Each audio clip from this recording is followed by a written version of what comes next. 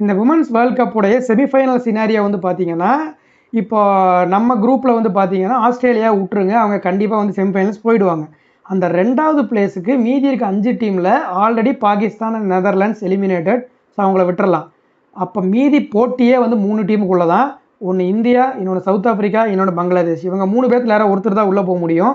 இதில் வேடிக்கையான விஷயம் வந்து என்னென்னு பார்த்தீங்கன்னா, இந்த 3 டீமுமே இது வரைக்கும் 3 மேட்ச் ஆடி 2 வின் பண்ணியிருக்காங்க. ஸோ ஒரே பாயிண்ட்ஸில் இருக்காங்க. அண்ட் இந்த 3 டீமுக்குமே இன்னும் 2 மேட்ச் தான் பாக்கி இருக்குது.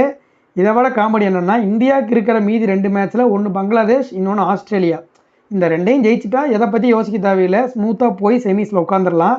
ஆனால் ஆஸ்திரேலியாவை T20 அடிக்கிறதுங்கிறது சாமானியப்பட்ட விஷயமே வந்து கிடையாது. ரொம்ப கஷ்டம். முடியாதுன்னு இல்லை, பட் கஷ்டம். அப்படி இருக்கும்போது ஆனால் சவுத் ஆஃப்ரிக்காவுக்கு ஒன்று பங்களாதேஷோட, இன்னொன்று நெதர்லாண்ட்ஸோட அப்படிங்கிறப்போ அவங்க ரொம்பவே கான்ஃபிடென்ட்டாக இருப்பாங்க செமிஸ் போகணும் அப்படிங்கிற விஷயத்தில். ஆனால் இங்கே இம்பேக்ட் பிளேயரே வந்து பார்த்தீங்கன்னா இந்த பங்களாதேஷ் தான். ஸோ அவங்களுக்கு இருக்க 2 மேட்ச், ஒன்று இந்தியா, இன்னொன்று சவுத் ஆஃப்ரிக்கா. ஸோ அவங்க நினச்சா இந்த 2 டீமில் யார் உள்ளே போகணும், யார் போகக்கூடாது, இல்லை 2 பேரும் போகக்கூடாதாங்கிற எல்லா முடிவையுமே வந்து எடுக்கிற கண்ட்ரோல் பங்களாதேஷ் கையில் தான் வந்து இருக்குது. ஸோ இனி இருக்கிற லீக் மேட்சஸ் கொஞ்சம் இன்ட்ரெஸ்டிங்காக இருக்கும் அப்படின்னு வந்து நினைக்கிறேன். ஸோ இது வரைக்கும் ஃபாலோ பண்ணாதவங்களும் ஹாட் ஸ்டாரில் தான் மேட்சஸ் ஸ்ட்ரீம் ஆகுது, மறக்காமல் ஃபாலோ பண்ணி பாருங்கள். நல்லா தான் இருக்குது.